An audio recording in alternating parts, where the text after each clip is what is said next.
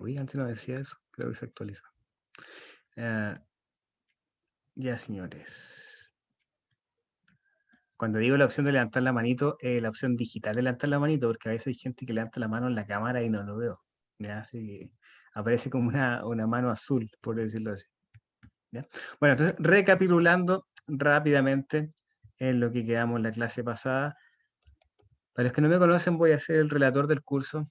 Me pueden decir Diego si quieren. La verdad es que profesor no sé si profesor, ya sería una falta de respeto de las personas que estudian pedagogía de tantos años, pero bueno, si quieren, llamen como quieran, siempre que no sea un improperio. Respecto a las normas de conducta, tenemos entonces que, bueno, principal respeto con ustedes, conmigo, es lo fundamental y lo básico, ¿cierto? Mantener el micrófono apagado principalmente por los sonidos, ¿ya? De repente uno no se da cuenta, pero hay sonidos de fondo, perros, autos, etcétera. Mantener el video prendido los que puedan, ¿ya?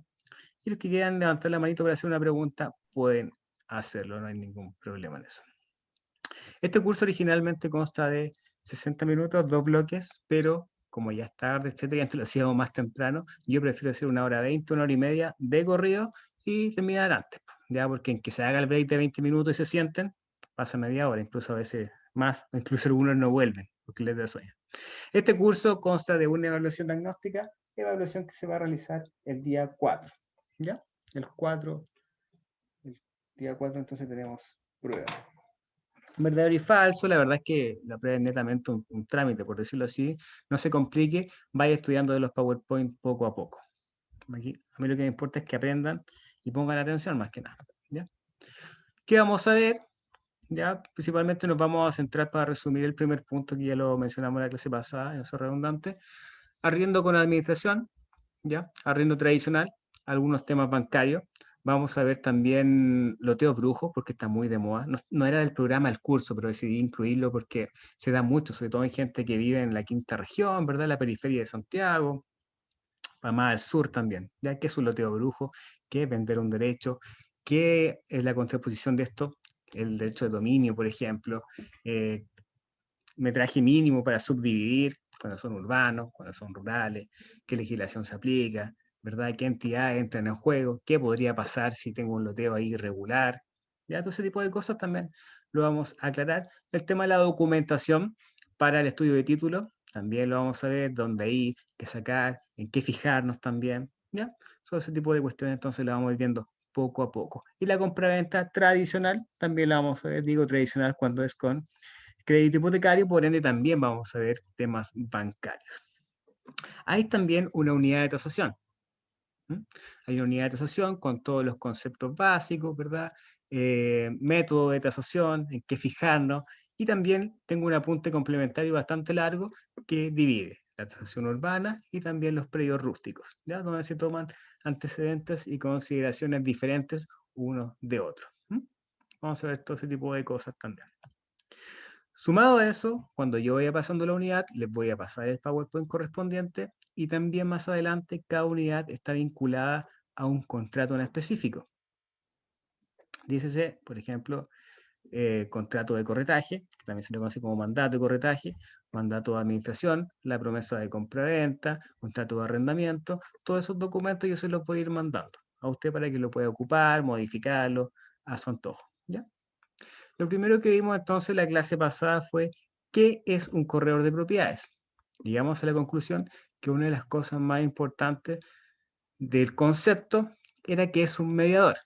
A diferencia de Estados Unidos u otros países en que cada parte tiene un corredor de propiedades, en Chile el corredor de propiedades media entre comprador o vendedor o arrendador y arrendatario. ¿Ya? Y media, tanto verbalmente, éticamente, también monetariamente, porque se les cobra la mitad ambos, tanto la compraventa como el arriendo, por regla general, ya que pueden haber algunas modificaciones. Dijimos que era 2% del valor total de la casa a cada uno, que era lo usual, y la mitad de un canon de arriendo a cada uno cuando era arrendamiento, que era lo usual. Ya también pueden haber algunas excepciones por ahí. Dijimos entonces que aparte de esta función de mediación, había una función de asesoría. ¿Mm? Una asesoría entonces, dar consejo a ambos clientes. Tiene que tomar en cuenta que el corredor de propiedades siempre está más a mano que el mismo ejecutivo bancario. Entonces, todas estas dudas van a caer a usted. Gestión de transacción inmobiliaria conlleva documentación. ¿A qué documentación? Tienen que tener en cuenta entonces que cuando se hace una compra-venta con crédito hipotecario, el ejecutivo del banco le va a decir a la clienta, necesito estos documentos. Y tiene que ir usted ahí a recaudarlos. Conservador de bienes raíces, en notaría, ¿verdad? Servicio de impuestos internos, etcétera, etcétera. Todo eso también es función del corredor de propiedades, ¿ya? Y recabando información. Usted me dirá, yo no sé nada de documentación, no sé nada de derecho. Desde ya le digo que la documentación en sí, bueno, cuando la lea un par de veces ya la va a ir entendiendo, ¿ya? Pero lo difícil no es saber dónde ir ni qué pedir. Lo difícil es relacionarse con la gente que te va a entregar esa documentación, ¿ya? Eso es lo complicado y lo difícil. Que se van de vacaciones, que uno tiene COVID y hay un puro trabajador ahí en el mesón, que te tratan mal, que no te atienden, que te van a atender y justo se van a colación, que te dan un papel mal, ¿ya? Ese tipo de cosas pasan, pasan. Sumado a eso, a veces se tiene la creencia de que cuando el cliente está con crédito hipotecario, que uno puede ir y relacionarse directamente con el ejecutivo del banco. No siempre es así. El ejecutivo del banco no tiene ninguna obligación de atenderte, ni contestar tus correos, ni menos llamadas. ¿Ya? Ojo ahí también. También es parte de la gestión, como vamos a ver más adelante, interactuar de forma correcta con estas personas para lograr una mejor llegada. ¿Ya? A ver, vamos a ver algunos tips de habilidades blandas ahí, ¿verdad? Comunicacionales. También usted me dirá, ya, pero aparte de la MUNI y el conservador, ¿qué más hay? Bueno, está el ejecutivo del banco, ya, la notaría, que ahora la notaría es un cacho. Sumado a eso, para que sepan, los bancos exteriorizan los estudios de título. Ya no los hacen ellos. Por ejemplo, hay una empresa que se llama Cibergestión. Cibergestión trabaja con hartos bancos y eso implica que se aumenta la burocracia. Entonces el ejecutivo del banco te pide un papel y Cibergestión después te va a pedir otro. ¿Ya? Les voy a enseñar ahí algunos tips. Por ejemplo, siempre es lo mejor ir directo al meollo del asunto. Ir directo a Cibergestión podría ser una buena opción. Y ahí tienen que llegar con su mejor sonrisa, con su mejor cara, para caerle bien a la secretaria y que le dé los antecedentes. Cuando el ejecutivo del banco te diga, necesito este papel, lo saqué hace 3 días, caballero. Listo. ¿Ya? Eso es lo mejor que pueden hacer. Ámbito general de aplicación, dijimos, el arriendo está condensado, el arriendo urbano, en la ley 18.101. En esta ley también está lo que se conoce como el desahucio. El desahucio es el término anticipado y unilateral del contrato de arrendamiento. Eso es el desahucio. ¿Ya? Entre otras cosas, pero regularmente está eso, ahí concentrado. La forma de sacar los arrendatarios entonces. Sumado a eso se complementa con el Código Civil. ¿En qué se complementa? Principalmente, bueno, la parte general de arrendamiento y también las mejoras, que es algo que también van a ver con mucha aplicabilidad en la vida cotidiana. Vamos a ver más adelante cuáles son las mejoras locativas, indispensables, necesarias y legalmente a quién corresponde cada una de ellas, ¿ya? Y el arriendo con administración también lo vamos a ver que se parece mucho al arriendo tradicional, a excepción que tienen que ir incluido un mandato de administración entre medio. Michael, dígame. Sí, dígame.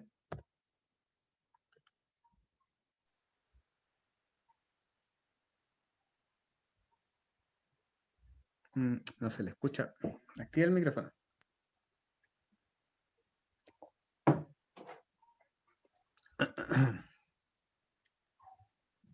Chuta, Michael, no se le escucha el micrófono.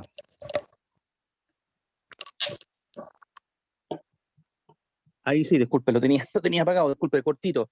Dígame. Que nombró por ahí de que había un desahucio, dijo desahucio cuando una de las partes, me imagino que obviamente no los bancos, sino que quién va a comprar o quién va, ¿ya? Una de las partes pone término anticipado Arriendo. al contrato. ¿Eso tiene una penalización? ¿Eso solamente aplica para los arriendos o tiene, me imagino que solo para los arriendos o también para las compra-venta? No, no, eso aplica solamente para el arriendo y está regulado en la 18.101, que es sobre los arriendos urbanos. ¿Ya? Por ejemplo, vamos a eso más adelante, pero para que se contextualicen, no sé si alguien ha escuchado, no, si me tengo que ir de la casa, pero no me pueden sacar tan fácil, tengo como 4 meses para irme. Bueno, cuando se refieren a 4 meses de gracia, entre comillas, se refiere a eso, porque tú no puedes llegar y sacar a una persona de una casa que está arrendando. ¿Ya? Y el plazo varía. ¿Cuándo varía? Va a depender del tipo de contrato. Cuando es contrato indefinido es un plazo, cuando es por un plazo de un año, por ejemplo, y lo quieres sacar a los 2 meses, también es más complicado sacarlo, porque ese arrendatario también necesita estabilidad y certeza jurídica de su contrato. ¿Ya? Vamos a ir viendo esos plazos mínimos, los plazos máximos también, porque el plazo máximo que puedes tener en un desahucio para sacar a una persona son 6 meses, aunque haya vivido 30 años en tu casa. No, son 6 meses. ¿Ya? Entonces vamos viendo todo eso más adelante. Esto, para que le quede claro al compañero, aplica solamente al arriendo urbano. ¿Ya? Perfecto. ¿Mm? Gracias. Ya, de nada. Hagan bien la distinción mentalmente, arriendo urbano. Vamos a delimitarlo más adelante porque los arriendos rústicos se rigen por un decreto de ley diferente. ¿Ya? Déjame ahí silenciarle los micrófonos para continuar.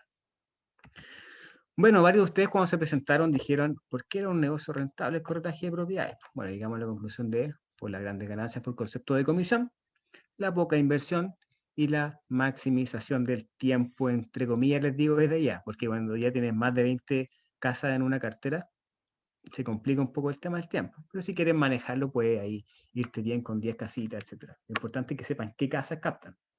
Uno comete el error cuando empieza a trabajar en esto que capta de todo, ¿ya? Tiene que ir filtrando locales que conozca, casas que sean más simples de vender, no casas que tengan un precio inflado. ¿Ya? Respecto a la ley de corretaje de propiedades, lo único que quiero que retengan de toda esta diapositiva de acá es que en la actualidad no hay una ley de corretaje de propiedades. Ya hay gente que piensa que sí, pero no la hay, fue derogada. Ya estaba todo regulado hasta el año 77 y ahora en la actualidad no hay una ley de corretaje de propiedades, por lo tanto no hay un registro nacional de corredores de propiedades. ¿Ya? No lo hay. Sí hubo una iniciativa que se quedó pegada por ahí por el año 2018. Vimos también algunos argumentos, esto nada más, léanlos. ¿Ya? Ya lo vimos en la clase pasada. Respecto al sector inmobiliario o la descripción del sector en nuestro país, el mercado funciona, ¿ya? Funciona a nivel local, tampoco hay mayores controversias, no hay temas tampoco antimonopolio. ¿Mm? La oferta de servicio inmobiliario, incluido corretaje, es suficiente y de un buen nivel técnico. Se han incorporado también herramientas como los portales, portal inmobiliario, Mercado Libre también que están asociados, ¿ya? Eh, el tema de las redes sociales también juegan un punto fundamental acá. El desarrollo de productos como son los seguros de arrendamiento y los servicios de primer nivel también, ¿ya?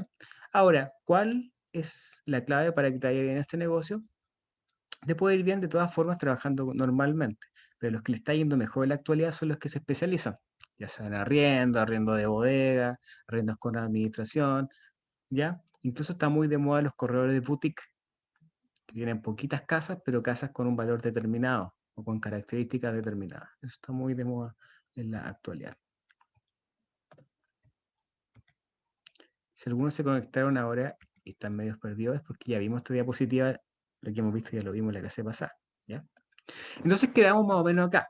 En relación a las tareas asociadas al corretaje, esta la podemos definir como de intermediación de las transacciones de inmuebles. Vamos a ver también qué es un inmueble y qué tipo de inmuebles existen. Compraventas, arriendos y administraciones. Primero, lo que hace un corredor de propiedades es actualizar la información del mercado de la zona. Un corredor de propiedades debe conocer muy bien entonces el mercado. Por eso es fundamental que se especialicen en una comuna que ustedes conozcan muy bien y que les quede cerca. ¿Mm? Hagan el ejercicio. Si ustedes le preguntan cuánto vale una casa en La Pintana, no van a tener idea mucho más o menos.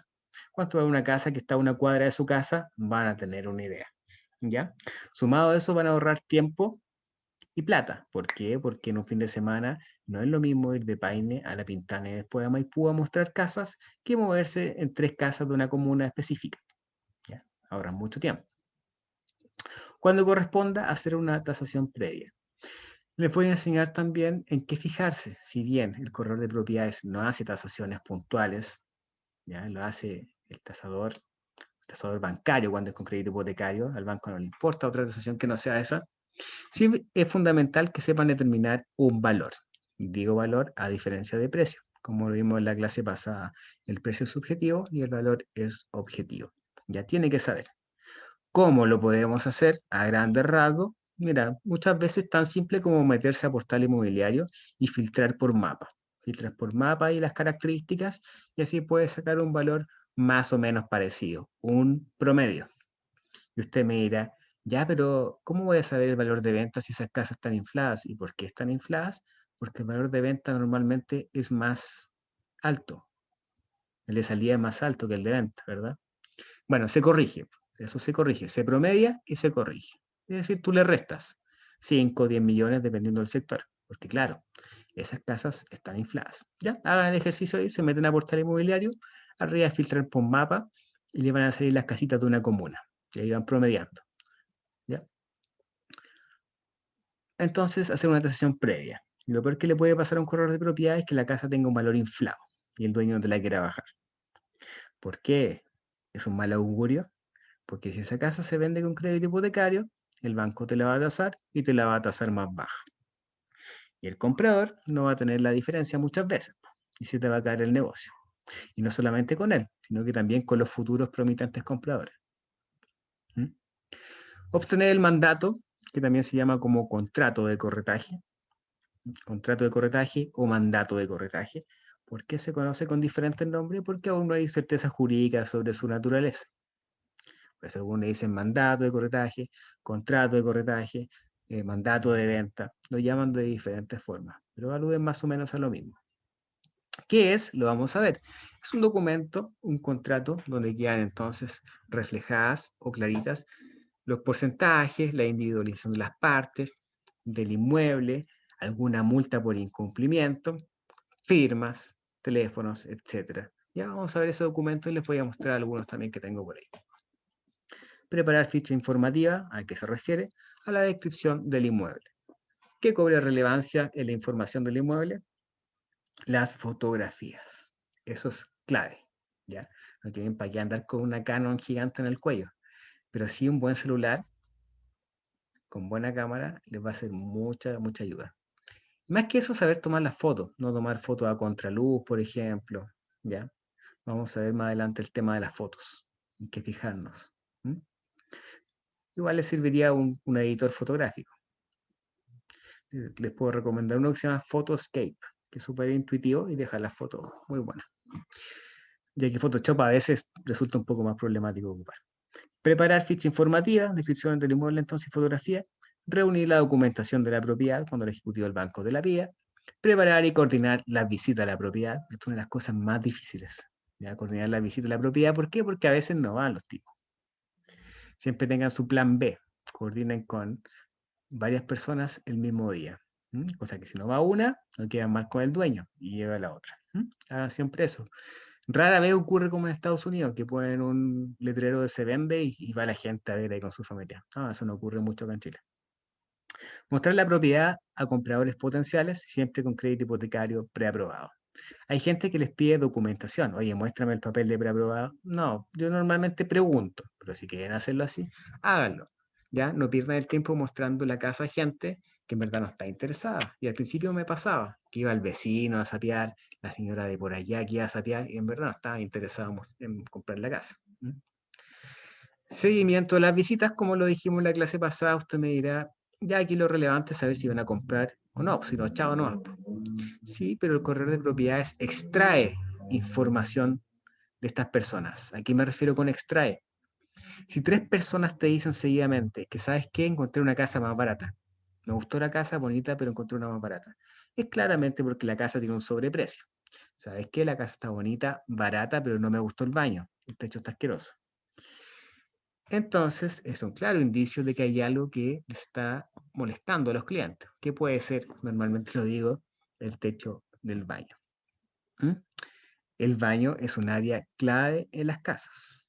¿Ya? El baño es un área clave, sobre todo por la humedad que se puede juntar por condensación en el techo. ¿Mm? Eso es muy, muy importante. Recibir y presentar la oferta se hace a ti, ¿ya? Tú intermedias, tienes que evitar que se junten mucho comprador o vendedor o arrendador o arrendatario. Tienes que evitar que se junten mucho.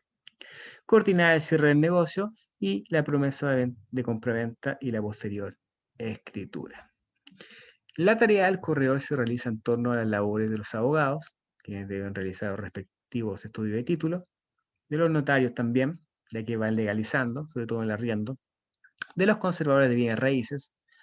La labor del corredor se centra en labores de mercadeo más que nada, ¿ya? Fundamentalmente mercadeo. Si bien sirve que el corredor tenga nociones de arquitectura legales también, nunca olvidar que son labores de mercadeo, de venta. Tienes que ser un buen vendedor. Con todo lo que eso implica. Conocer tu producto, por ejemplo, saber interactuar con las personas, identificar sus miedos. En relación a las funciones asumidas por los corredores de propiedades en Chile, resulta clarificador la comparación con las funciones que realizan corredores en otros países. Es decir, los corredores no tienen responsabilidad ni realizan funciones en las que esté en riesgo el patrimonio de las partes. Rara vez entonces va a estar en juego el patrimonio de las partes. ¿Por qué? Mira, de partida lo que tú vendes no es tuyo. Tu función netamente es poner en contacto a comprador y vendedor. ¿Ya? ¿Cuándo se incurren los mayores ilícitos, por decirlo así, en tu oficio de corredor? Principalmente ocurre cuando estás realizando arriendos con administración. ¿Ya? Porque cuando tú no das cuentas claras, por ejemplo, o le tienes que depositar al dueño y no le depositas, ahí se podría configurar un delito específico, ¿ya? Que se ve frecuente, entre comillas, por decirlo así, en el corredor de propiedades, que emana también ese mandato de administración. Ahora, en la compraventa es extraño que se realice una mala gestión. ¿Por qué? Porque va a ser el banco también que va a estar paralelamente gestionando, tú solamente lo vas a facilitar. Por ejemplo, si se hace mal un estudio de título, no va a ser responsabilidad tuya, ¿verdad? Si queda mal alguna de las firmas, tampoco va a ser responsabilidad tuya. Tú solamente tienes que facilitar entonces todo ese tipo de cosas. Ahora tú me dirás, ¿y si va una persona y se roba algo de la casa? Sí, ahí sí se podría, ¿verdad? Un hurto, ¿verdad? Pero más que nada, en la labor del corredor de propiedades sería malversando por ahí alguna platita que no corresponda, ¿ya? Ahora, hay faltas de ética que se dan y son burdas. Por ejemplo, que el corredor de propiedades no le quiera pasar la llave a una persona cuando termina en la administración. Tipo de cosas como esas, sí, se ocurre de repente. Entonces,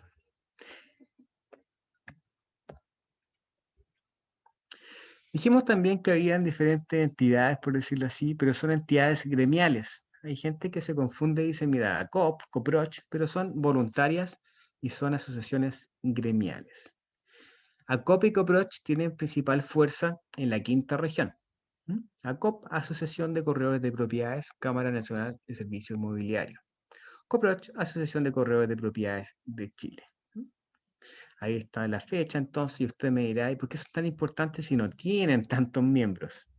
Es verdad, no tienen tantos miembros como para tener un impacto a nivel nacional. Michael, dígame. Sí, profesor, disculpe, ¿qué beneficio me conlleva el estar asociado a esos, a la ACOP o a la COPROCH? O sea, ¿algún beneficio inherente o todos tienen que estar asociados a ellos? ¿O alguien no puede estar asociado a algún corredor? No, son ¿O algún... netamente voluntarios y como te digo, va a depender mucho de la zona en que te desenvuelvas. Cuando son de la quinta región, yo me he fijado que como que les importa mucho estar en ACOP o en COPROCH, pero a Santiago les da lo mismo y en otras regiones también, ¿ya? Tienes que ver también cuánto te cobran por pertenecer a ellos y cuánto partido tú le vas a sacar. Si tú ya estás consagrado en el fondo, tienes tu clientela, no tienes para qué estar pagando publicidad extra, ¿ya? Va a depender netamente de eso. Déjeme silenciarlo. Cuando pregunten algo, después se silencian, ¿ya? Para que no los tenga que silenciar. Entonces son voluntarias y no emanan directamente de una ley específica de corretaje. Son asociaciones gremiales. Ustedes mismos podrían formar una, si quieren, cumpliéndose algunos requisitos. Respecto a las empresas locales, como se mencionó, no hay una empresa que pegue fuerte a nivel nacional. ¿Ya? Yo me he fijado que las empresas van cambiando a medida que te vas movilizando a lo largo del país. Por ejemplo, en Santiago está Fuensalida. Fuensalida pega muy fuerte, sobre todo en Maipú, por ahí. Pega súper fuerte Fuensalida Propiedades. Ya más al sur hay otras. Está Urbac también. Alaluf, que son como las que pegan más. Remax, Century 21 también pega bastante. Por ejemplo, Urbac tiene 20 años en el mercado y solamente 20 empleados. Alaluf tiene 18 años en el mercado y 25 empleados. Pueden salir a 60 años. JP Property también, un año. Remax. Pero ¿a qué voy con esto? Ustedes me dirán, ¿y si son tan grandes, por qué tienen tan pocos empleados? El modelo de negocio que tienen las empresas de corretaje con los corredores no es con contrato. Entonces, ustedes como que participar en su negocio. Así que tienen que poner mucho ojo ahí también. Las empresas de corretaje de propiedades no contratan o rara vez contratan a sus corredores de propiedades. Les digo que tienen que tener mucho ojo porque cuando uno sale de estos cursos y tira currículum, te van a decir que sí al tiro muchas de estas empresas. ¿Ya? Pero ¿qué pasa? Que cuando te contratan, tú firmas una cláusula y cuando tú te vas, todas esas propiedades van a quedar para la empresa. ¿Ya? Entonces tú te vas y te quedas sin nada. Y hay empresas que se dedican netamente a surtirse, a nutrirse de personas que están empezando en esto. Así que pongan mucho ojo. También te cobran comisiones muy bajas, te dan comisiones muy bajas y ellos se quedan con mucho. Así que pongan ojo si empiezan a trabajar en alguna empresa de que les convenga, de que no se aprovechan de ustedes. ¿Ya? Me pasó, por eso se lo digo. Estimación del monto en transacciones. Respecto a las transacciones inmobiliarias, solo existe registro de la compraventa. No existe información sobre los contratos de arrendamiento. ¿Por qué? Porque la compraventa normalmente la que se inscribe en el conservador de bienes raíces. Si bien podría inscribirse en arrendamiento o algún derecho de uso, no se suele mucho hacer, ¿ya? Pero la compraventa sí, pues tiene que estar inscrita en el conservador de bienes raíces. Entonces se sacan, ¿verdad? Datos de ahí. En cuanto a las transacciones por tipo de inmueble, usted me dirá, ¿de qué me sirven estas cifras? Usted tiene que estar pendiente de estas cifras, porque si usted se mueve en un sector donde la gente compra departamentos, no vas a ir a captar casas. ¿Ya? Ponga mucho ojo en lo que hay a sus alrededores. Si hay bodegas, por ejemplo, dedíquese a captar bodegas. En cuanto a las transacciones por tipo de inmueble, las participaciones son lideradas por departamentos nuevos. Ya, al menos en el Gran Santiago, lo que más se vende son departamentos nuevos con un 28%. Seguidas por casas usadas con un 24%. Entonces, lo que más se vende después de los departamentos nuevos son casas usadas. Luego, casas nuevas con un 15% y departamentos usados en un 15%. El resto, entonces, queda entre oficinas, sitios, locales comerciales y otros representan el 16% de las transacciones, al menos en la región metropolitana. Yo estimo que más al sur varía esto, tomando gran relevancia el tema de los sitios, por ahora. De la mano con las grandes transformaciones de la economía nacional, el consumidor chileno ha vivido una dinámica de cambios tan rápida que muchas empresas productoras de bienes y servicios han quedado fuera de la competencia por no poder satisfacer a los clientes cada vez más exigentes, informados y conscientes de su rol central en el mercado. ¿Ya? Tienen que siempre estar evolucionando y adaptándose a las nuevas redes sociales, por ejemplo, a todo lo nuevo que sale en el mercado. Si sale algo bueno, cópielo. Lo bueno se copia. En efecto, los cambios de hábitos, hay otra cosa. Cuando usted llame para captar a un cliente, ese cliente probablemente ya lo van a haber llamado un par de empresas corredoras. Entonces te va a decir, ¿y usted qué me ofrece? Es que el otro chico me ofrece más barato. Y tienes que saber qué responder. También vamos a ver eso en puntual. ¿Cómo lo vamos a ver? ¿Cómo se contesta eso? ¿Cómo se capta telefónicamente? Se hace a través de un speech. Se hace a través de un speech. ¿Qué es un speech? Es una especie de libreto que tú haces al llamar. Un libreto con argumentos y contraargumentos. No hay un super speech que sea 100% eficaz. Se tiene que adaptar. Vamos a ver cómo se adapta al vocabulario y a la forma de expresarse de cada persona. ¿Mm?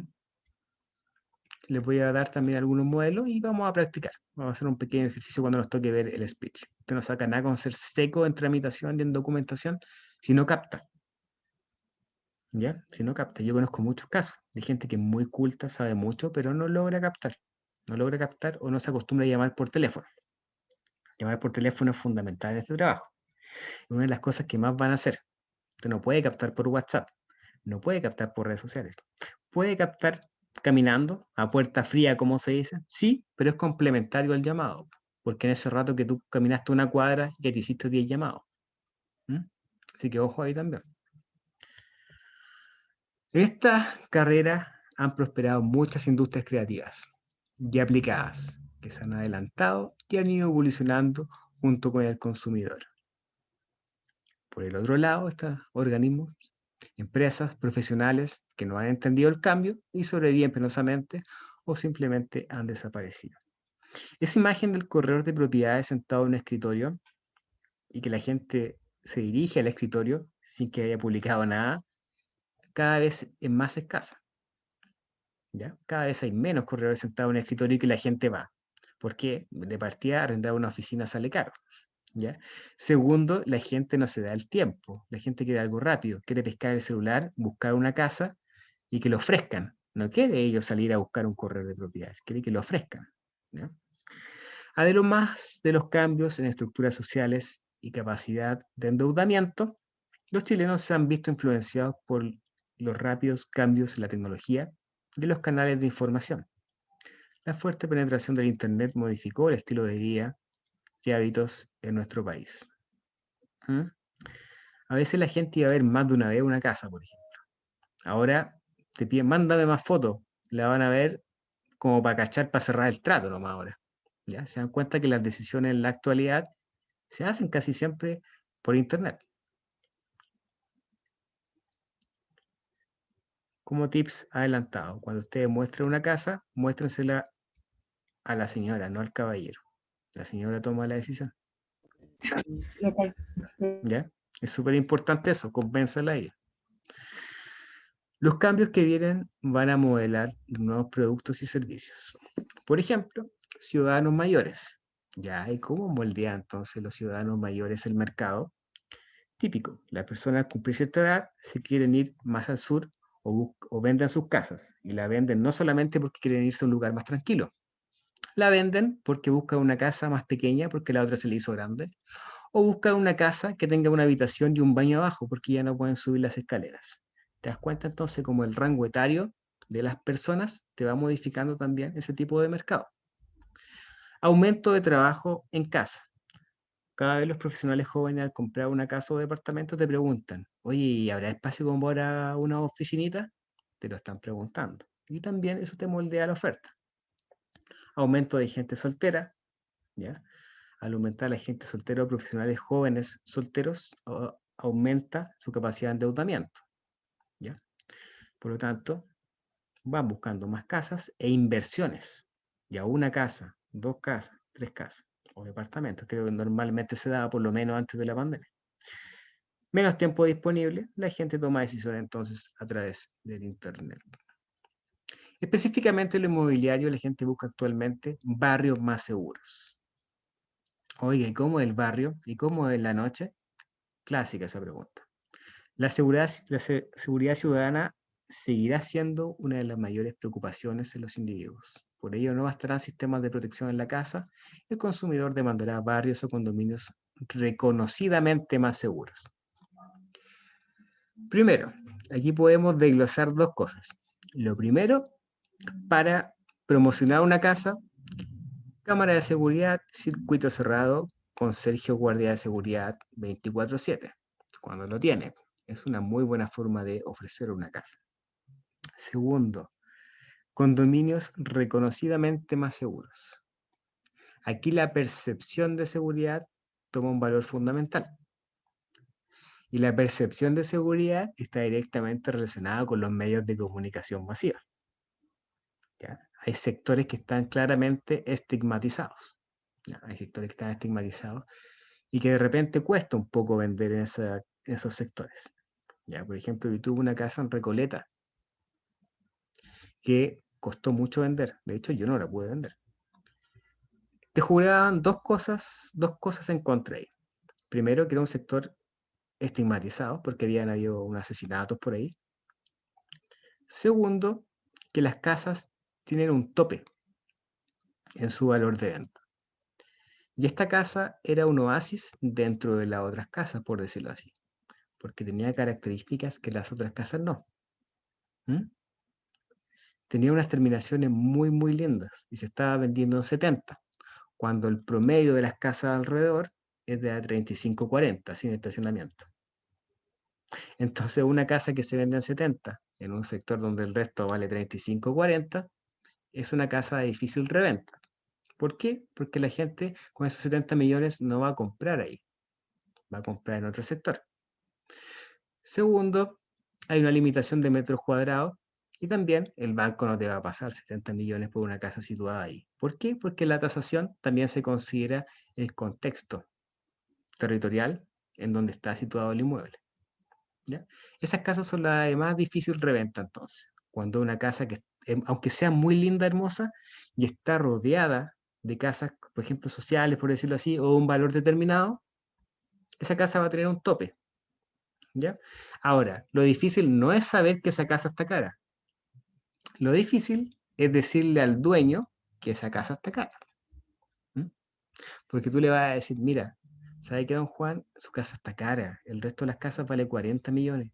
Yo entiendo que le ha metido mucho cariño y mucha plata, pero no se va a vender. Comunicar eso es lo difícil. ¿Ya? Así que ahí vamos a ver algunos tips o técnicas de cómo hacerlo. Mayor conciencia del consumidor. El corretaje de propiedades es una de las actividades que más ha demorado en adecuarse a la nueva economía. La explicación parece ser que el mercado es tan grande y tan intenso que muchos de los corredores llamados tradicionales no han necesitado de tanto esfuerzo para seguir en pie. El corretaje de propiedades no ha evolucionado tanto, se sigue haciendo básicamente lo mismo. Lo que sí ha cambiado es la forma de hacerlo, en el sentido de que ya no se publica una casa en el Mercurio, por decirlo así, ¿Mm? o en la amarilla de publicidad, sino que se publica en las páginas web. Ese tipo de cosas ha cambiado. Pero lo que se hace y lo que se cobra sigue clásico. Clásico siempre. ¿Cómo andamos en comparación al resto de los países de Sudamérica? En Sudamérica, algunos de los países más desarrollados, por ejemplo, está Argentina.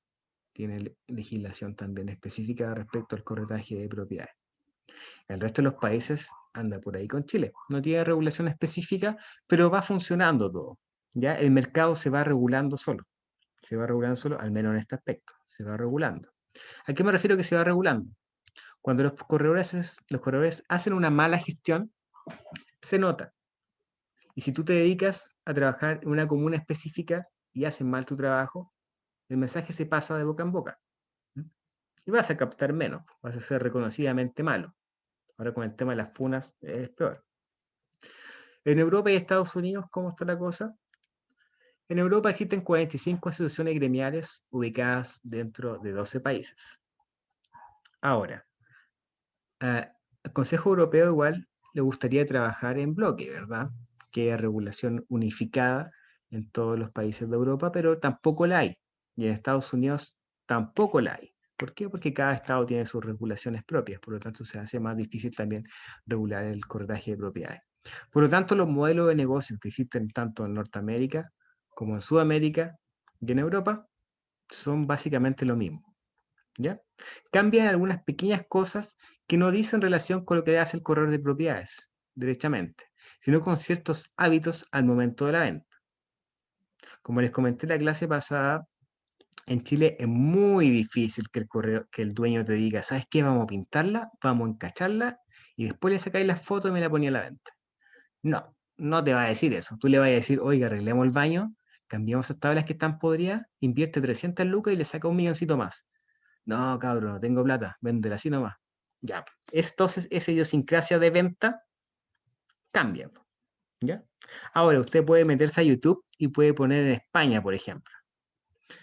¿Ya? Y te va a salir un captador español, que es más o menos conocido. ¿Ya? Y te va a enseñar cómo captar en España.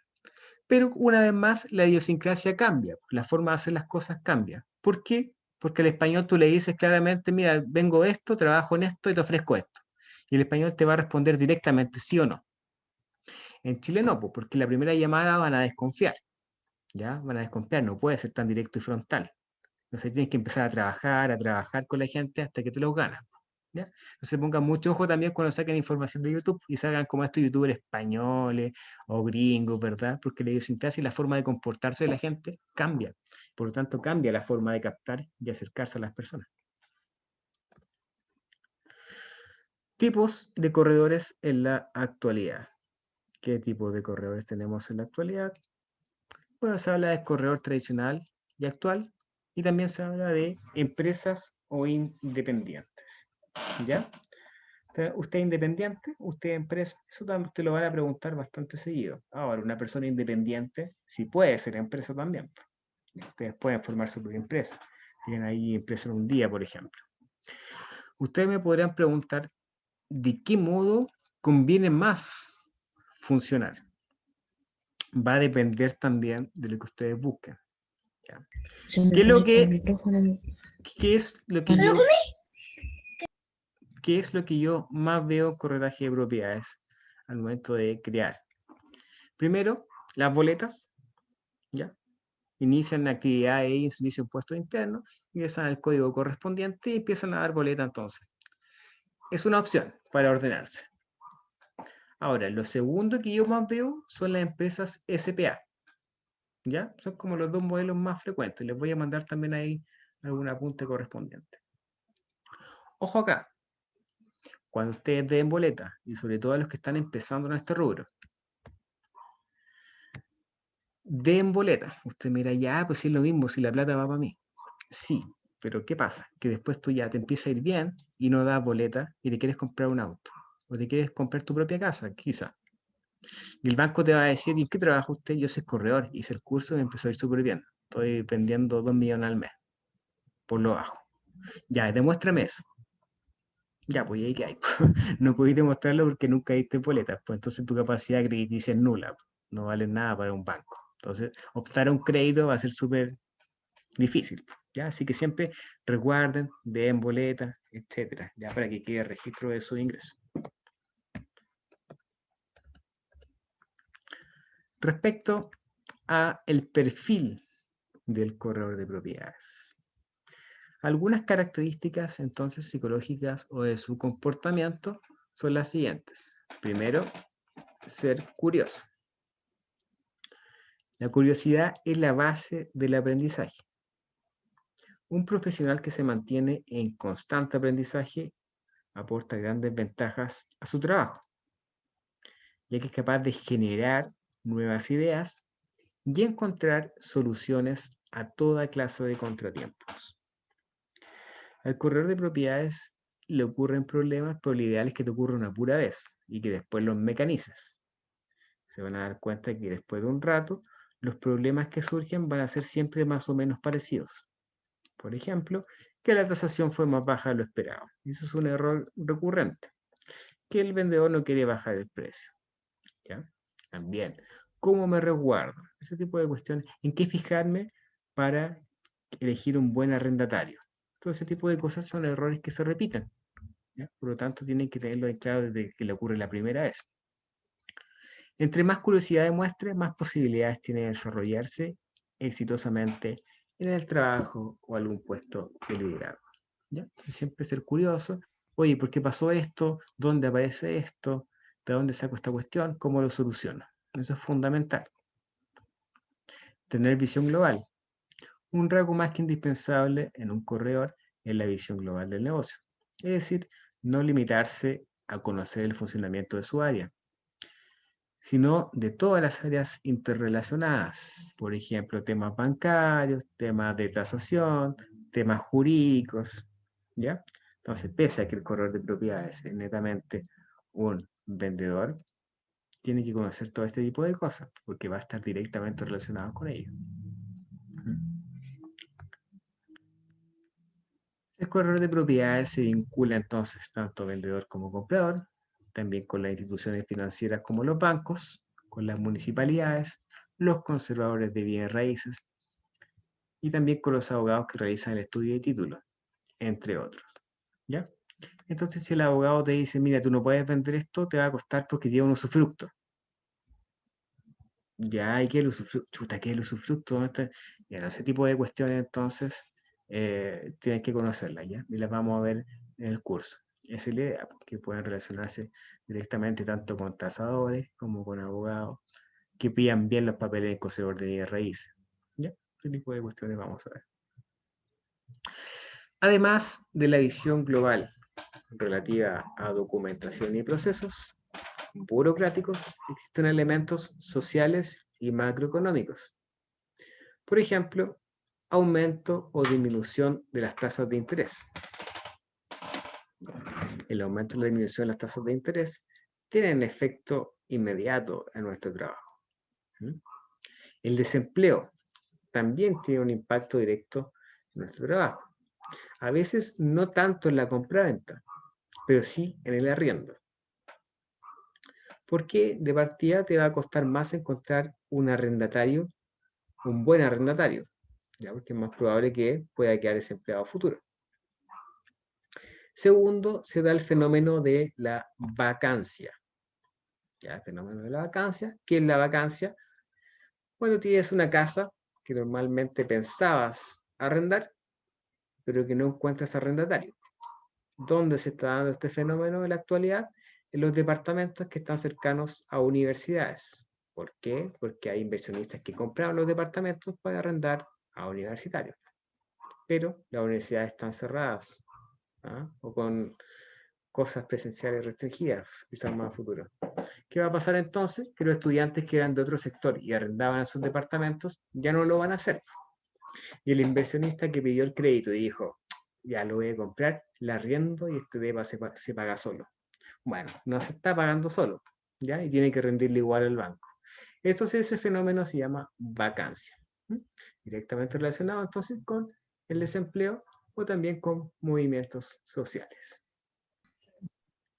Ahora, si vamos más al grano, movimientos sociales, también te puede perjudicar algunos valores, ¿ya? Por ejemplo, las casas que estaban cercanas a metro bajaron su valor levemente cuando hubo el estallido social. ¿Ya? Bajaron su valor levemente, ahora se estabilizaron. Pero cosas como esta repercuten también directamente. Ahora, las tasas de interés, la última baja de las tasas de interés no tuvo repercusiones directas en la compraventa de casas, sino que en la renegociación del crédito hipotecario. ¿Ya? Entonces, hay que saber interpretar también y estar atento al comportamiento de la sociedad. Territoriales, ejemplos, personas que dejan su vivienda en Santiago y buscan en regiones, o quizás no en regiones, pero sí en la periferia de Santiago, por ejemplo, Buin y Paine. Buin, la verdad es que es un sector bastante llamativo en la actualidad para los santiaguinos. También hay un factor psicológico que cobra relevancia para el corredor de propiedades, que dice relación con el entender, el escuchar e interpretar ideas o elementos no verbales de los clientes. Esto se vuelve muy importante. ¿Ya? Se vuelve muy importante. No olvidar que el corretaje de propiedades es un negocio que se basa en la confianza. Es decir, una persona que está vendiendo su casa te va a abrir las puertas de esta para que tú te vayas a meter ahí y te vivís gente de afuera. ¿Ya? Vaya a ver los niños ahí en la mañana tomando desayuno, vaya a ver las camas deshechas de repente. Entonces, esa intimidad se valora. Entonces, tienen que desarrollar ahí el punto psicológico para saberle llevar al cliente. Cuando el cliente se enoja, qué decir, cómo hacerlo, cómo solucionarlo. Todo este tipo de cosas se trabaja. ¿Ya? Hay clientes que parten muy bien, muy calmaditas, y después, ante la primera, chuta, no era tan calmadita. Así que mucho ojo ahí también con esto, es un factor muy importante. Ser apasionados, el hecho de que un corredor conozca a fondo su profesión, es importante, pero que demuestre pasión por ella, al igual que por otros aspectos de su vida, es invaluable. Una persona apasionada difundirá entusiasmo en su trabajo y entre su equipo, ayudando en gran medida a desarrollar una cultura de optimismo. Todas estas cualidades mantienen un ambiente relajado que favorece entonces las líneas del negocio. Mantenerse informados. Un profesional que se encuentre informado sobre su entorno, actualizado sobre la situación global, es más propenso a conocer las noticias de su ámbito, una costumbre necesaria para mantener vigente en el negocio y a la vanguardia en los aspectos bajo su control. ¿Ya? Entonces siempre tienen que mantenerse informados. ¿Qué sector se puso de moda? ¿Cuál ya no? Los valores, ¿verdad? Se va a construir una línea del metro acá. Esta parte ahora es expropiable. Cambió el plano regulador de la comuna. Ahora esta zona que era rural ya no lo es más, ahora es urbana. Se puede subdividir en menos. Se puede vender mejor. Todo ese tipo de cosas tienen que conocerlas entonces. Aprender de los errores. Aprendemos más de nuestros fracasos que de nuestras victorias. Por lo que es fundamental que un corredor sea consciente ante sus errores. Si es capaz de reconocerlos y resolverlos, será un profesional capaz de sacar el mejor provecho de los obstáculos que se le presenten. ¿Ya? ¿Cuáles son los principales errores o cómo darse cuenta que hay un error y no te has dado cuenta? Mira, por ejemplo, si haces 20 llamadas por teléfono, ¿ya? Y no logras captar, es porque estás haciendo algo mal, ¿verdad? No puedes decir, entonces tampoco, mira, estas personas no me quieren contestar, por la cresta no me quieren. Ya, hay ahí algo que hay que pulir. Si tuviste problemas con los cierres o con la negociación con los clientes, ¿ya? Que terminó un enfado, por ejemplo, o con roces con los clientes, 1, 2, 3 veces, ahí hay algo que pulir, ¿ya? Como coincidentemente te van a tocar 3 personas que son polvoritas. No. Entonces, ser crítico contigo mismo y decir, chuta, ¿sabes qué? Hay algo que estoy diciendo, una actitud que estoy tomando que no es la que corresponde. Este tipo de cuestiones tienes que tomarlas y pulirlas. De repente hay corredores de propiedades que en la normalidad de su casa tienen una voz grave, por decirlo así, con cara tosca, que aparenta estar siempre enojado. Pero cuando están vendiendo, yo he visto este tipo de corredores, se meten en un personaje. ¿Ya? Se meten en un personaje, son los más simpáticos del mundo. Eso hace un buen corredor de propiedades. Se mete en un personaje, cambia el tono de la voz, gesticula, intenta tener llegada con el cliente. Ahí tú te das cuenta que en verdad ese tipo es un buen corredor de propiedades. ¿Cuándo es un mal corredor de propiedades? No, es que yo hablo así, yo hablo así. ¿Ya? Si quieres me capta, si quieres me pasa la propiedad. No, pues, así no funciona la cuestión. Tienes que pulir entonces ese tipo de cuestiones comunicacionales. Así que, ojo ahí, ser muy autocrítico con ustedes. Ser líderes. El liderazgo es una virtud primordial para un corredor de propiedades. Su trato hacia los demás, su actitud bajo presión y la claridad para expresar necesidades son algunos de los aspectos que hablan, si estamos ante la presencia, de un buen corredor. Es importante tener en cuenta que usted debe iniciar la mayoría de las acciones del procedimiento. El corredor de propiedades y todo en el fondo. Ya los clientes van a ver la casa y después hasta ahí nomás llega la cuestión. ¿Qué documentos no saca el corredor de propiedades? Les adelanto de ahí. El corredor de propiedades, hay algunos documentos que no puede sacar por cuenta propia. Por ejemplo, cuando te piden un avalúo fiscal detallado. Servicio de Impuestos Internos, tú metes el rol y puedes sacar un avalúo fiscal o un certificado ya normal, por decirlo así. Pero como te piden uno detallado, se necesita clave única. Y rara vez el cliente te va a dar la clave única para que tú saques el papel. Ya eso no lo sacas tú. ¿Cuál otro puede ser? Cuando son reconocimiento de deuda o algún tema con alzamiento de deuda. Tiene que ir directamente el cliente al ejecutivo del banco. Reconocimiento de deuda del banco acreedor. ¿Ya? No te va a atender el ejecutivo del banco, no sabe. Yo soy el corredor de Doña María, viene a sacar un reconocimiento de deuda. No, no te lo va a pasar. ¿Ya? Son algunos de los documentos que no puede sacar el corredor de propiedades. El resto, conservador, les adelanto de ya que para ir al conservador y sacar documentación, normalmente necesitas foja y año. Esa es la forma de individualizar la documentación en conservador. Foja y año. Digo normalmente porque en la región metropolitana el conservador de bienes raíces de Santiago tiene un índice ya donde pueden buscar por propietario, por ejemplo. Entonces les favorece, ahí les facilita la búsqueda de la documentación. Vamos a ver entonces a qué se refiere la foja y año y de dónde sacarlo. Sí. ¿Sí, Michael? Poquito, profe, ¿cuál es ¿Sí? el tiempo más o menos desde que ya están las partes de acuerdo y se empiezan a reunir la documentación que debiera tomarse para cerrar un negocio? Obviamente usted dice, todo va a depender de los documentos que los tengamos, los podamos sacar, ¿no es cierto?, en nuestra agilidad también en el proceso, pero más o menos se pide el primer documento hasta el último, unas 2 o 3 semanas o un tiempo más largo. No, yo creo que 2 o 3 semanas, las MUNI se demoran como 10 días, vienen a entregarte un documento, con 2 o 3 semanas tiene, básicamente. Ahora, ¿cuánto se está demorando un proceso de compraventa? Bueno, básicamente se está demorando 4 o 5 meses a veces, ¿ya? En promedio una compraventa con banco, ¿ya? Eso se demora, porque aparte el conservador de bienes raíces también te hace un pequeño estudio ahí antes de registrar todo. Entonces, se demora sus meses.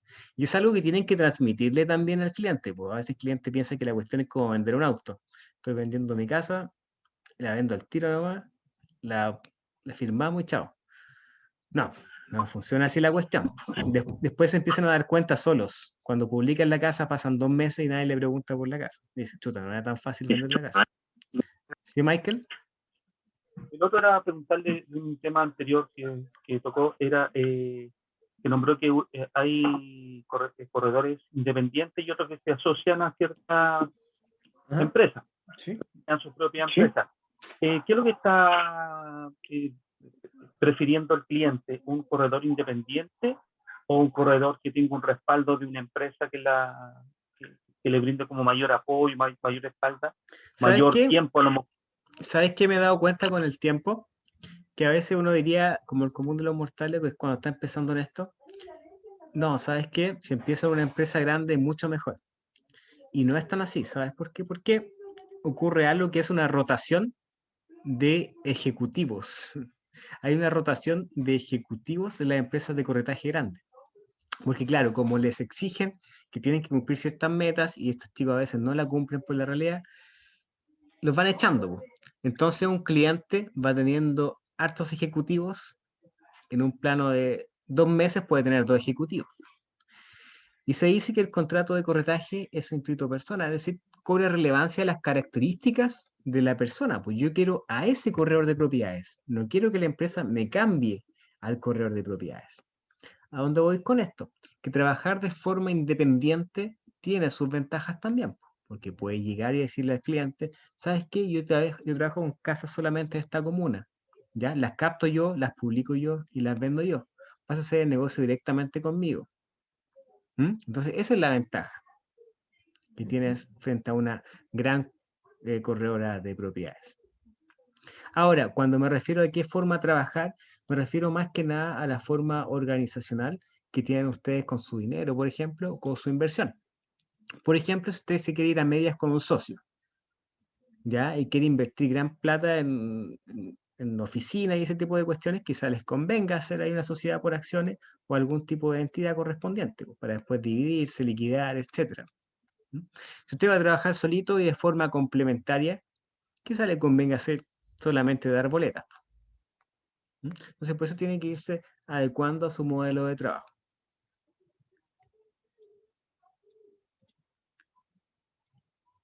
¿Alguna otra duda del compañero? ¿Sí, Michael?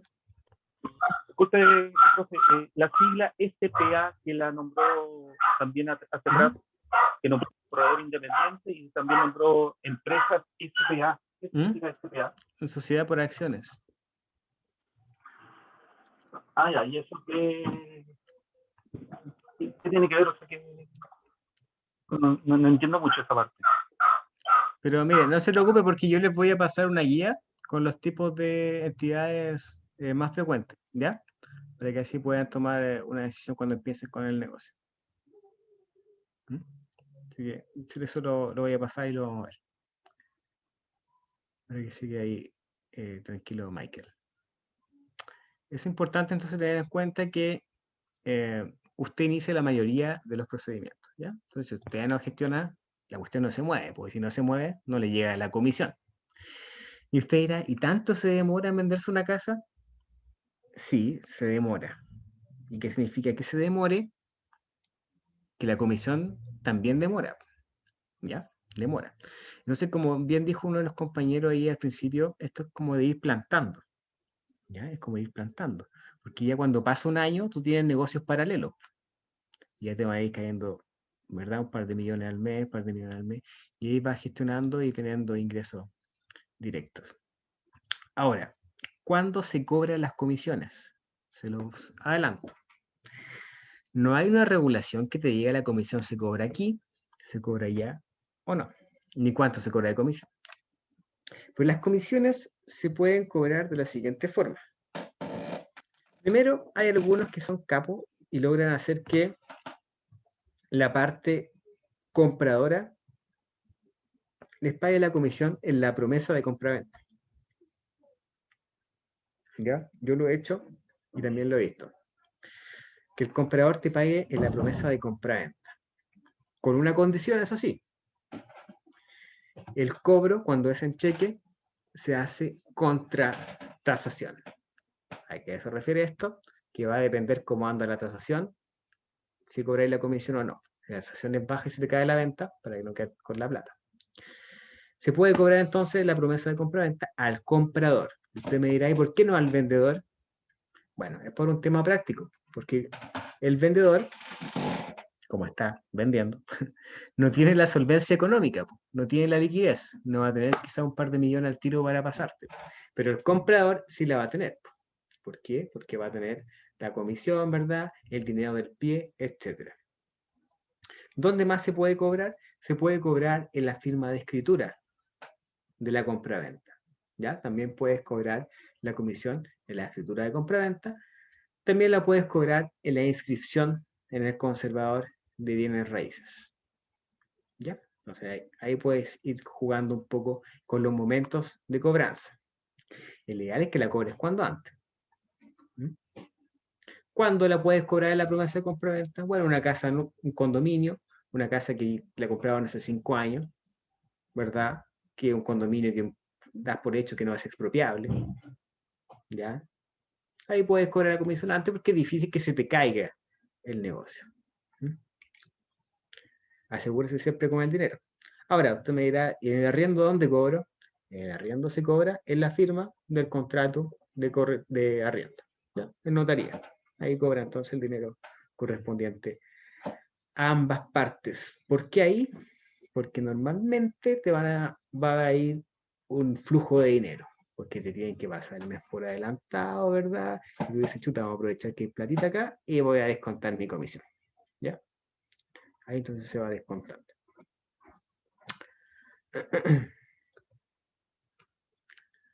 Características básicas de un corredor de propiedades, entonces, bueno, tiene que ser principalmente educado.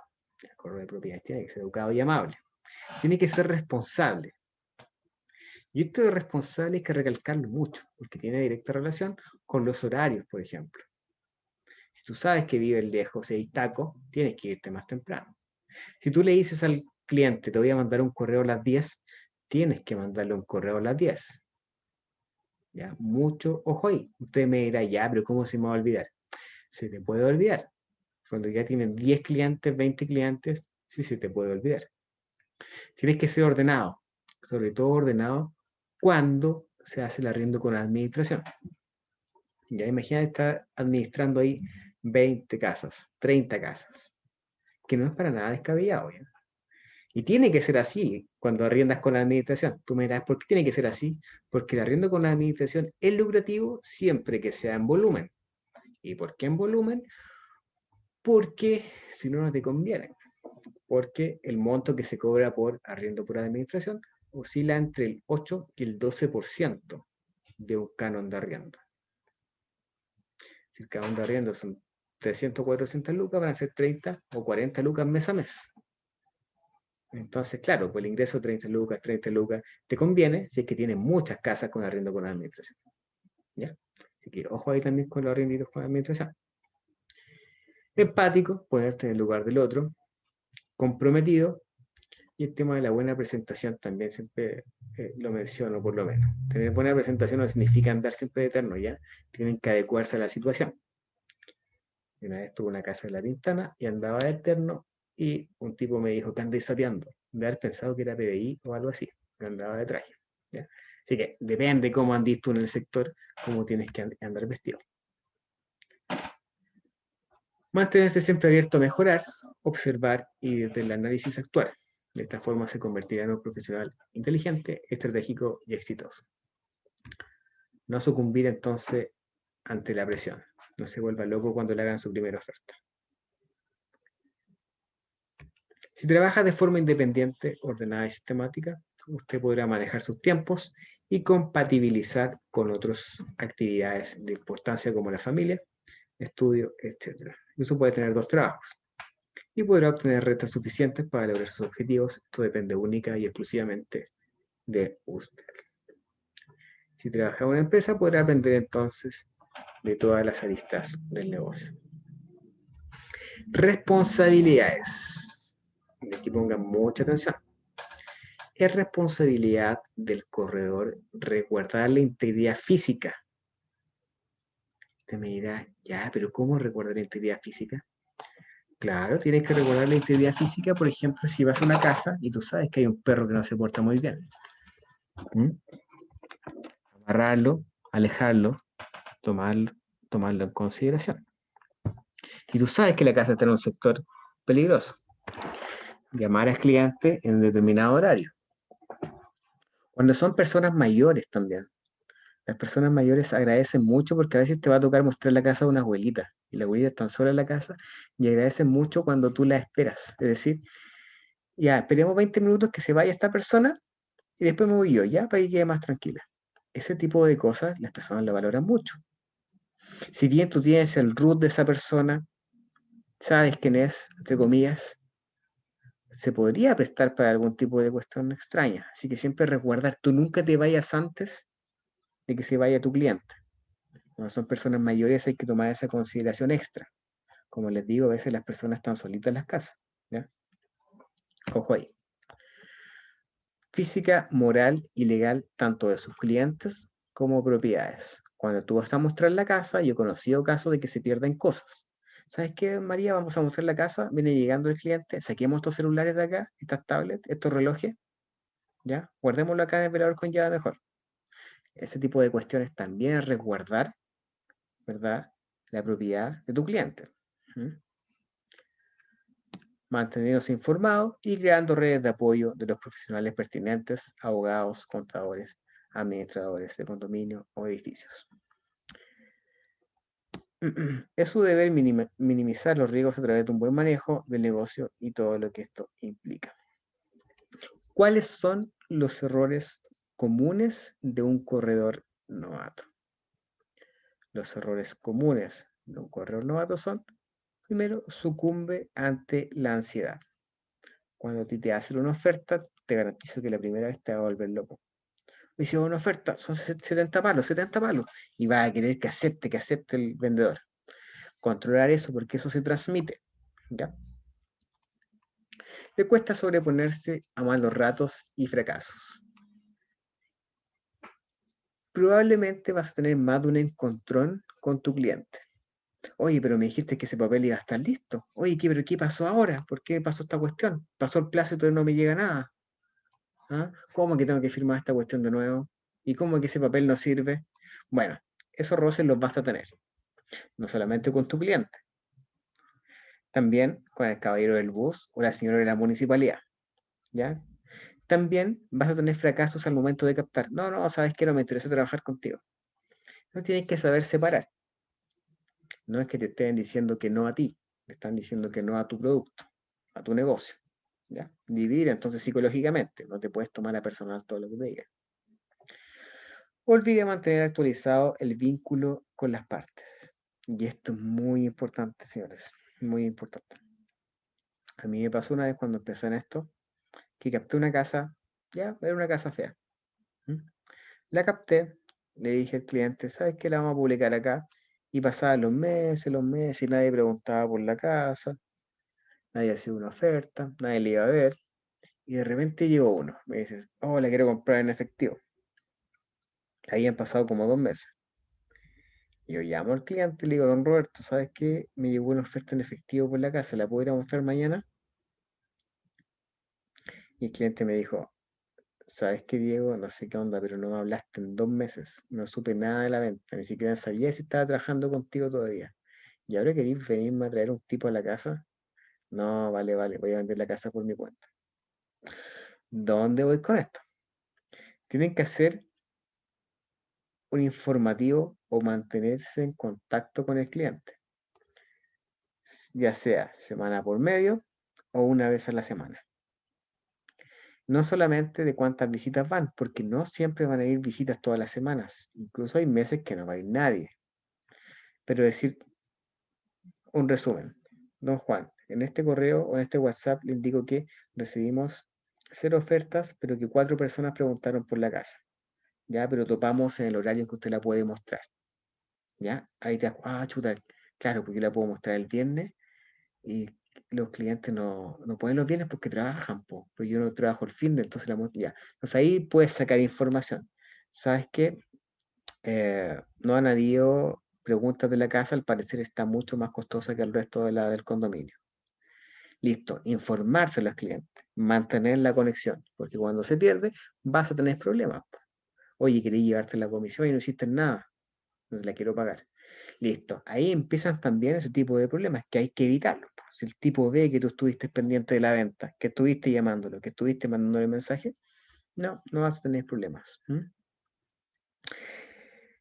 Centra sus esfuerzos de captación en comunas y lugares que desconoce o que le quedan alejados. Bueno, es por lo mismo, por tema tiempo, tema dinero y tema peligrosidad también.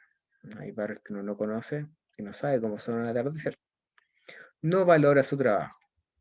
Aquí voy con esto. No, sabes que ya dame 500 lucas nomás por el negocio. Ya 500 lucas y listo. Bueno, ese tipo de cuestiones también es no valorar el trabajo. Omite información relevante a los clientes. Ya, por ejemplo, hay algunos que dicen, mira, en 2 meses te vendo la casa. Imposible, ¿cómo vender la casa en 2 meses? ¿Ya? O si entras a una casa, y vamos a ver también, y hay una grieta inferior a 1 centímetro, pero generalizada. Chuta, es algo que tienes que decir. La casa es expropiable. Y tú sacaste el del Serviu, el documento no expropiable del Serviu, y te salió que era expropiable, porque ese documento es gratuito. Se demoró 1 minuto en llegarte al correo. Y tú sabes que es expropiable. Y quieres seguir entonces con el tema de la venta. Ese tipo de cuestiones es importante, no porque la gente vaya a comprar una casa que es expropiable, sino que porque haces perder el tiempo al cliente. ¿Ya? Y quedas mal parado tú. Como chuta, este tipo no sabe lo que está haciendo. La casa es expropiable y siguió mostrándomela, siguió adelante. ¿Ya? Entonces, a eso voy. Y vamos a pasarlo también en la siguiente unidad. ¿Qué cosas fijarse para no cometer errores?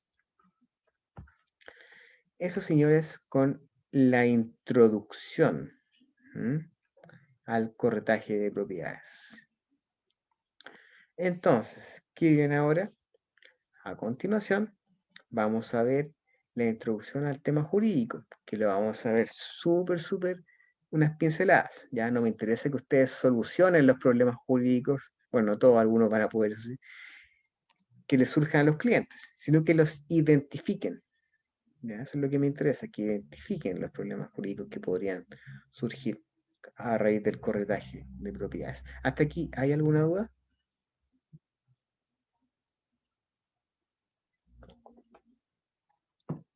¿Sí, Macarena?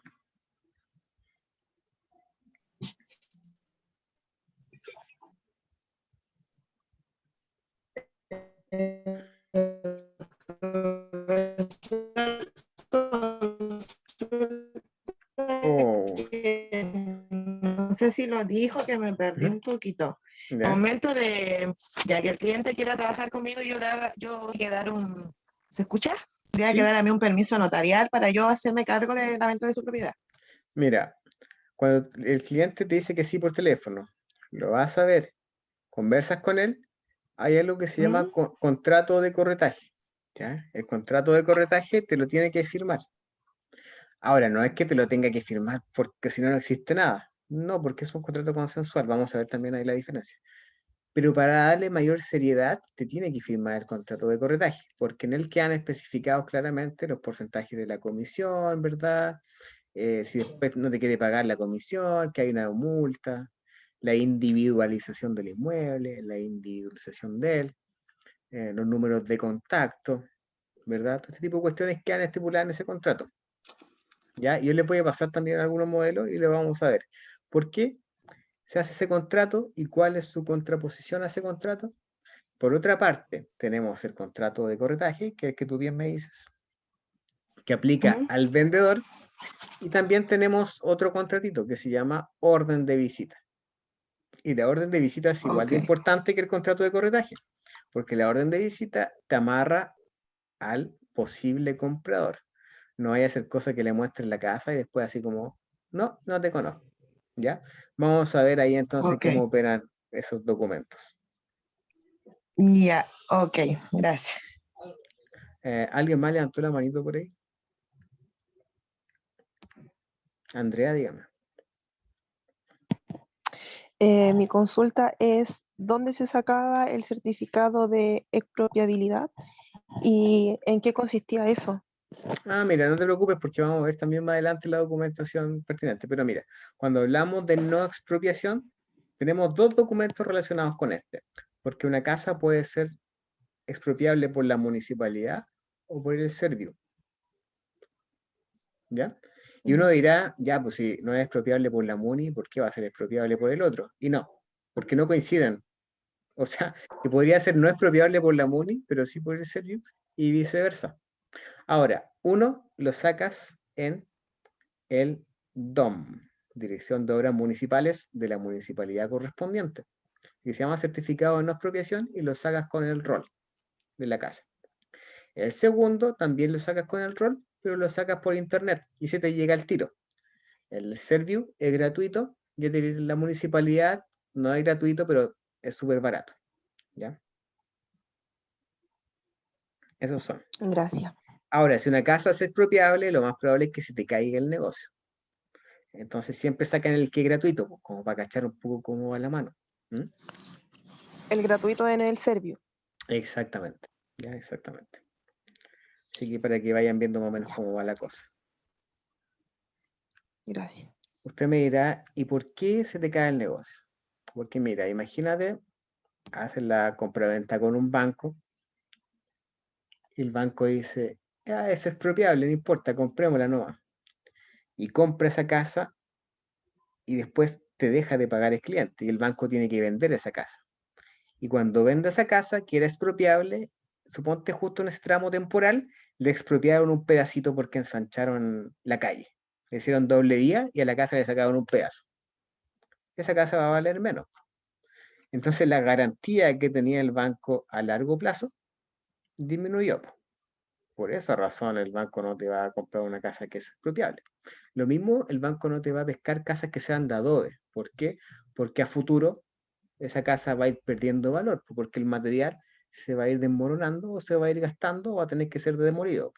Entonces al banco no le conviene resguardarte esas casas, pasarte plata y hacerse acreedor de esos inmuebles. ¿Ya? Por eso es que no se puede. Profe, ¿Sí? ¿en qué momento se acuerda la comisión con el comprador?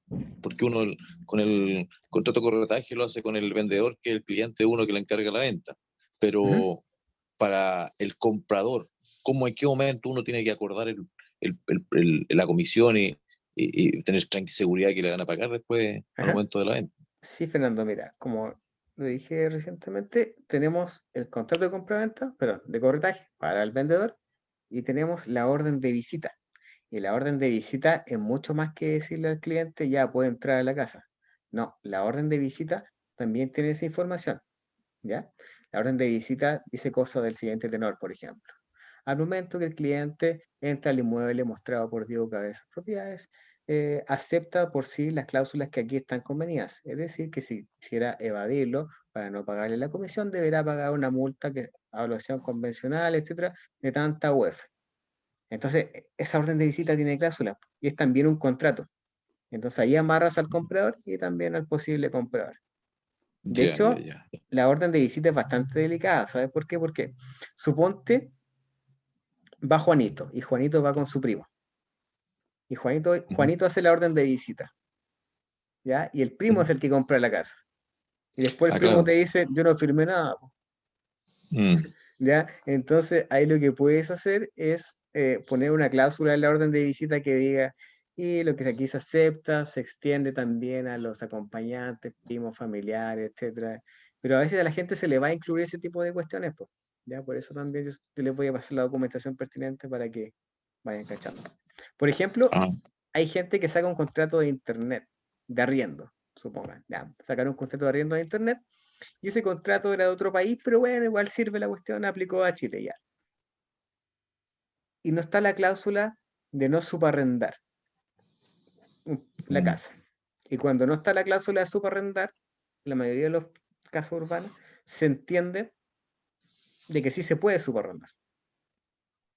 Entonces, si omitiste cosas tan importantes como esa, también se te puede ir, ¿ya? Así que bueno, precisamente para ese tipo de cuestiones está el curso, para que vamos a ir filtrando. Ya señores, vamos a quedar hasta acá. La próxima clase se viene densa. Ya hicimos la parte introductoria y ahora vamos a ver una pequeña repasada a los temas legales, una pincelada, ¿ya? Para que duerman bien y descansen. ¿Sí, Juan? Dígame. profe, antes que se vaya, ¿Sí? usted hablaba de que uno podía trabajar de forma independiente o bien Ajá, como una SPA, ajá. pero en la parte tributaria, ¿qué es lo más aconsejable? ¿Qué es lo más aconsejable? Mira, yo en lo personal, yo boleteo. Igual hago otras funciones y ahí me queda mejor para ordenarme con las boletas. Pero básicamente lo mismo, básicamente. ¿Ya? Ya, ya. Juan, dígame. Profe, mire, yo no entré mucho tiempo a la clase, tuve que pausar un poco. Consulta mañana o a qué hora más o menos va a estar el enlace de la clase. El enlace se envía a las 8. Ok, dale, gracias. Ujú. Recalco que las clases son de lunes a viernes, de 8 para adelante, ¿ya? Para que no se le vaya a olvidar. ¿Sí? Dígame. ¿Y la persona que levantó la mano? Profesor, ¿Sí? yo sí, Joaquín. Joaquín. Profe, ¿sabe qué? Quedé con la duda. ¿Cuándo el Servio o la municipalidad pueden otorgar que una vivienda es expropiable? ¿Sabe usted algo de eso? Mira, las razones de por qué sería expropiable las desconozco en específico. ¿Ya? Pues cuándo pueden decretar esto, cuándo pueden decretar para que sea de utilidad pública, ¿verdad? Las razones las desconozco. Solo sé que te va a aparecer en el certificado correspondiente. Ujú. Ya, ok. Gracias. Michael. Profe, dos preguntas. La orden de visita que nombró hace poco Ajá. es se aceptan las cláusulas de convenida, ¿no es cierto?, que nombró usted, Sí. donde sale si la persona entra a la casa, ¿no es cierto?, y con su acompañante y aceptan pagar la comisión, ¿ya? Ujú. Ese papel o esa orden es algo notarial. ¿Dónde va el apoyo de que al firmar eso el comprador acepta el pago? O sea, ¿qué peso tiene eso? Y la otra Pero, pregunta, ujú, ¿es mal visto ujú. descontar, usted nombró dentro de la clase, que uno descuente del dinero que entregan las partes, descontar uno la comisión de uno por el trabajo, o es mejor esperar que las partes le paguen? Mire, la verdad es que se puede hacer de las dos formas. ¿Qué es lo que recomiendo yo? Es que cuando es arriendo, intenta asegurarse, sobre todo cuando es con administración. Por ejemplo, cuando es con administración, tú retienes tu comisión y tú el resto se lo depositas al dueño, ¿ya? Ahora, siempre tiene que asegurar su comisión. Ahora, respecto a la primera pregunta, vamos a ver la diferencia más adelante de los tipos de contratos. Hay contratos solemnes y contratos consensuales, ¿ya? Un contrato no tiene por qué siempre estar notariado para tener validez. Hay contratos que nacen a la vida solamente con el acuerdo de la voluntad de las partes, ¿ya? Ahora, podría ocurrir un pequeño problemita práctico con estar notariando la orden de visita o con estar notariando el contrato de corretaje muchas veces, ¿ya? Porque ¿cómo tú le vas a decir a una de las partes, ya mira, dame la orden de visita, ya, pero juntémonos en notaría? O sea que cada vez que vayas a mostrar una casa, vas a tener que ir a notaría, ¿verdad? Ah, salí. Profe, Sí. soy Francia. ¿Cómo obtiene uno la clase esta grabada? Yo se las voy a mandar en un ratito más acá al grupo de WhatsApp. Ah, ya, ok. Ya. Ujú. Gracias, chau. Ya, listo. Ya, señores, quedamos hasta acá entonces. Cuídense mucho, descansen, ¿ya? Hay una compañera que tiene coronavirus y que se recupere, que se cuide mucho también. Y nos vemos mañana, ¿ya? Así que prepárense porque vienen más densas las clases. Esta fue solamente la introducción y como vieron, vimos harta materia. Ok, muy buena. Ahí nos vemos. Chau, chau. Chao, Chau. Chao, Que chao. estén muy bien. Chao, chao, profe. Chao, compañero. Cuídense, chao. Chao, chao. Chao a todos. Chao a todos.